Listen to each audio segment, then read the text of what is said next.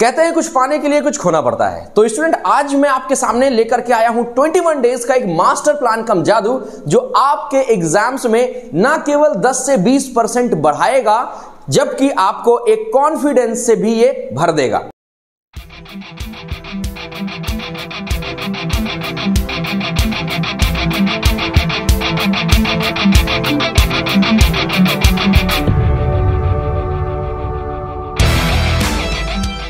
तो hello students, मैं हूं आपका friend and physics mentor Krishna Tiwari और आप देख रहे हैं आपका फेवरेट चैनल पढ़ते रहो। Actually students, it's not about who is more talented, it's about who is ready to sacrifice. आपकी उस नींद से सैक्रिफाइस करना पड़ेगा, आपको वो इंस्टा का इंस्क्रॉल करना, आपको सैक्रिफाइस करना पड़ेगा, ये दोस्तों के साथ घंटों बातें करना, बहुत कुछ। अगर आपने ये सारी चीजें सैक्रिफाइस करके ये 21 डेज का मास्टर प्लान यूज किया, तो आपके लिए ये मास्टर प्लान जादू की तरह काम करेगा। और ये जो प्लान है, ये तो साइकोलॉजी भी कहती है कि अगर 21 डेज आप किसी चीज के लिए प्रैक्टिस करते हैं, किसी चीज में अपना 100% देते हैं, सारी चीजों को छोड़ के, तो वो प्लान, वो चीज आपको सक्सेसफुल बना देती है। सो स्टूडेंट्स, हमने इस वीडियो को दो पार्ट में डिवाइड किया है। First one is strategy and second one is master plan of 21 days, right. तो let's begin the video in strategy part. तो सबसे पहले स्टूडेंट, आपको यह ध्यान देना है कि जब ये स्ट्रेटजी आप फॉलो करते हुए 21 डेज तक कंटिन्यू पढ़ेंगे, तब जाकर के ये 21 डेज का प्लान आपके लिए जादू बन जाएगा। अगर आपने उसको कंप्लीटली फॉलो नहीं किया, तो फिर 21 डेज की कोई गारंटी नहीं है, ठीक है। तो स्टूडेंट्स, इस वीडियो को हमने दो पार्ट में डिवाइड किया है। पहला स्ट्रेटजी और दूसरा है हमारा कि हम कैसे 21 डेज को टाइम टेबल में कन्वर्ट करेंगे, राइट। तो फर्स्ट वन, आपकी हार्ड विल बहुत तेज होनी चाहिए, एंड सेकेंड वन कि आप ना डेडिकेटेड होने चाहिए, 100% आपका देना चाहिए। So let's begin the video. Student, सबसे पहले तो मुझे लगता है कि आपका 100% जो कोर्स है वो कंप्लीट हो गया होगा, आपने एक बार उसको रिवीजन भी कर लिया होगा। तो इसके अकॉर्डिंग जो हमने पहला पार्ट लिया है स्ट्रेटजी का, वो टाइम डिवाइडेशन का लिया है। तो फर्स्ट पार्ट में आपको अपना 70% टाइम डिवाइड करके रिवीजन को देना है, और 30% टाइम डिवाइड करके कहां देना है, आपको देना है उन चैप्टर्स में जिनका बैकलॉग लगा हुआ है या जिनके क्वेश्चंस करने में आपको प्रॉब्लम हो रही है। भाई, रिवीजन करेंगे, प्रॉब्लम्स आएंगी, तो चैप्टर आप उसको दोबारा से करेंगे, और अगर वो चैप्टर इंपॉर्टेंट है, तो अगर उनका वेटेज बाकी सारे चैप्टर के इक्वल है, तो राइट। अगर वो इंपॉर्टेंट नहीं है, तो फिर उनके माइक्रो नोट्स से आपको काम चलाना होगा। माइक्रो नोट्स आपने जो बनाए हैं, उन्हीं नोट्स को पढ़ करके काम चलाएंगे, पूरा चैप्टर आपको एलैबोरेट करने की जरूरत नहीं है, राइट। तो ये तो हो गया हमारे पास फर्स्ट पॉइंट। दूसरा पॉइंट, टेस्ट योरसेल्फ। दूसरा पॉइंट है टेस्ट योरसेल्फ। इंपॉर्टेंट बहुत है, क्योंकि जितना ज्यादा आप अपने आप को टेस्ट करेंगे, जितना ज्यादा अपने आप को आप शार्प करेंगे। बार बार एक कहावत भी मैं सुनाता रहता हूं कि प्रैक्टिस मेक्स मैन परफेक्ट, है ना, एक बहुत ही पुरानी चीज है। दूसरी बात आपने सुना होगा कि करत करत अभ्यास के, बार बार प्रैक्टिस प्रैक्टिस प्रैक्टिस, जड़मती होत सुजान, मतलब जो तुम्हारी बुद्धि है, कुंद बुद्धि है ना, वो भी एक अच्छी शार्प ब्रिलियंट बन सकती है, अगर आप क्या कर रहे हैं, प्रैक्टिस कर रहे हैं।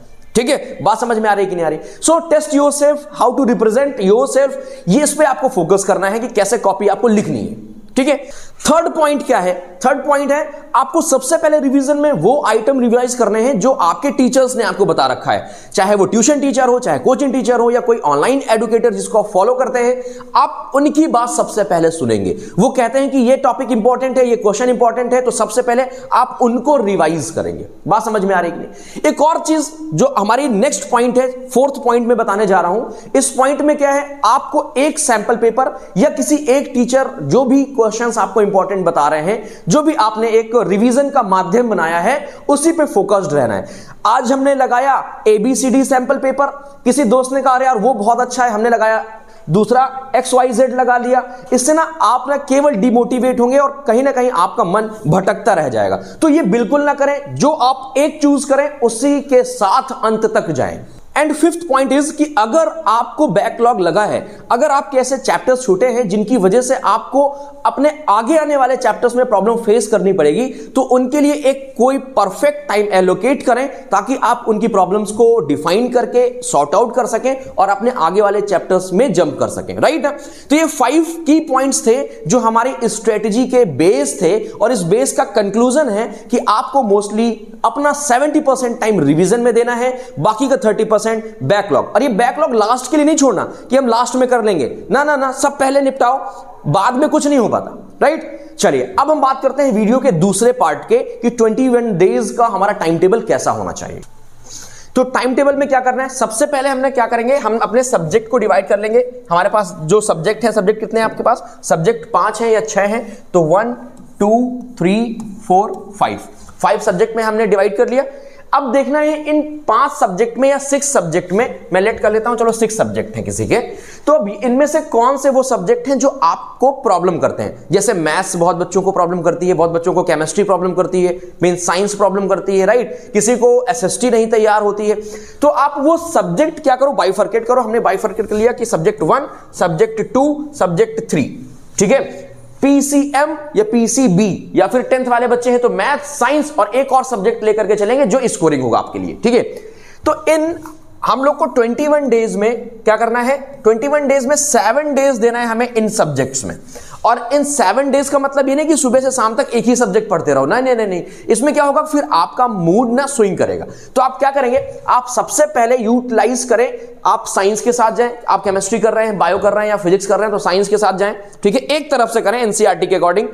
और फिर जैसे ही आपका मूड स्विंग हो या फिर आपको ऐसा लगता है कि अब मैं थक गया हूं, तो फिर आप उसको मैथ्स के साथ जा सकते हैं। तो आप क्या करेंगे, इसके साथ मैथ्स उठा लेंगे। भाई मैथ्स तो कॉमन हो गया, अगर जो मैथ्स वाला बच्चा इसको देख रहा है, अगर बायो वाला बच्चा देख रहा है तो बायो कॉमन हो गया, ठीक है।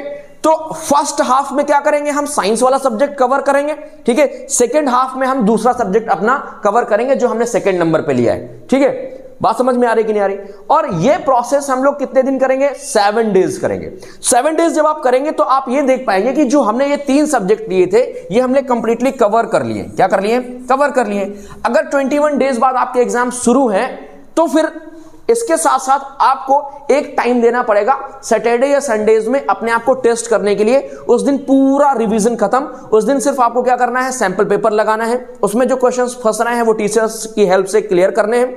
संडे को क्या करना है, फिर अपने आप को टेस्ट करना है और सेकेंड हाफ का टाइम देना है अपने बैकलॉग को कवर करने के लिए, ठीक है। चलो बहुत बढ़िया बात है, 3 सब्जेक्ट हमने कवर कर लिए। अब हमारे पास 7 डेज, फिर नेक्स्ट 7 डेज में हमने क्या किया, हमने अगले 3 सब्जेक्ट कवर कर लिए। कौन कौन से, 4, 5 एंड 6। फिर देखो मैं कह रहा हूं कि 7 डेज में कोई एक सब्जेक्ट सुबह से शाम तक नहीं करना है। अपने दिन को 4 पार्ट में डिवाइड करो, मॉर्निंग, इसके बाद आफ्टरनून का टाइम, फिर इवनिंग और फिर नाइट टाइम, ठीक है। इन 4 पार्ट में जब आप टाइम डिवाइड कर लोगे, आपके पास कोई भी रिस्ट्रिक्शन है नहीं, कोई आपके पास डिस्टर्बेंस है नहीं, आपने पहले ही सेक्रीफाइस कर दिया है ना। तो 4 पार्ट में टाइम डिवाइड करो और उन 4 पार्ट में आप बदल बदल के सब्जेक्ट यूटिलाइज करो। अदरवाइज एक सब्जेक्ट पढ़ते रहोगे, बोर हो जाओगे। तो आपने मान लो 4 नंबर वाला सब्जेक्ट उठा लिया, ठीक है, जो कि थोड़ा सा आप अगर कम टाइम भी देंगे तब भी आपको वो तैयार हो जाएगा क्योंकि आपने मेन सब्जेक्ट पहले ही कर रखे हुए, ठीक है। तो क्या करना है, आपको फर्स्ट हाफ में 4 करना है, ठीक है। आपको फिर सेकेंड हाफ में क्या करना है, 5 कर लेना है, राइट। आप फर्स्ट हाफ में यहां 5 करो, यहां 6 ले लो, राइट। फिर इसके बाद जो ये टाइम हमारे पास बचेगा या फिर ये टाइम बच रहा है, मॉर्निंग वाला टाइम बच रहा है, तो इसमें क्या करते रहना है, इसमें 1 2 3 ये जो सब्जेक्ट है ना, इनके माइक्रो नोट्स आपको देखते हुए चलने हैं, रिवाइज करते हुए चलना है। क्यों, क्योंकि अगर आप इनके पीछे पड़ जाओगे तो ये भूल जाएंगे, तो इनको भी तो साथ में लेके चलना है कि नहीं चलना, ठीक है। तो ये 2 वीक्स का शेड्यूल तो हमारा क्लियर हो गया कि हम कैसे अपने इन 6 सब्जेक्ट को कंप्लीटली एक बार अपनी तरफ से अपने एंड से क्या करें, फिनिश करें, ठीक है। अब मोस्ट इंपॉर्टेंट पार्ट, सबसे ज्यादा इंपॉर्टेंट पार्ट है थर्ड वीक। थर्ड वीक जो होता है ना, उसमें क्या करना है, आपको केवल सैंपल पेपर सॉल्व करने हैं, ठीक है, सब्जेक्ट वाइज। आपके पास 7 डेज है ना, आप क्या करो, मॉर्निंग में आप फर्स्ट सब्जेक्ट का कर लो, ठीक है। फिर इसके बाद जो आपका आफ्टरनून टाइम है उसमें आप चेक कर लो कौन से क्वेश्चन डाउट कर रहे हैं, ठीक है, उनको क्लियर कर लो। फिर इवनिंग टाइम में आप सेकंड सब्जेक्ट का सैंपल पेपर कर लो और रात में उसको चेक करके उसके डाउट क्लियर कर लो, ठीक है। फिर जो सेकंड डे होगा आप सेकंड सब्जेक्ट उठा लो, उसके सैंपल पेपर कर लो, चेक कर लो। इसी तरह फर्दर जो 7 डेज हैं, आप उन 7 डेज में ऐसे इन सब्जेक्ट के सैंपल पेपर अरेंज करिए कि आप कम से कम 2 से 3 sample paper each and every subject का अटेम्प्ट कर पाए और उनसे निकली प्रॉब्लम्स का सॉल्यूशन आपको मिल जाए, ठीक है। कि ये मैं बात अपने उम्मीद और भरोसे के साथ कह रहा हूं क्योंकि ये मैंने अप्लाई किया हुआ है कि आप देख पाएंगे कि जो आपका जो कॉन्फिडेंस लेवल है, जो जहां कहीं 10 पर रुका हुआ था, वो लगभग 90-95% पे आके रुकेगा, ठीक है। और इतना करने के बाद अप्लाई करो और इसके बाद रिजल्ट कमेंट करके बताओ। चलो आज के लिए इतना ही, फिर मिलेंगे अपनी किसी नेक्स्ट वीडियो में, तब तक हंसते मुस्कुराते और खिलखिलाते रहिए।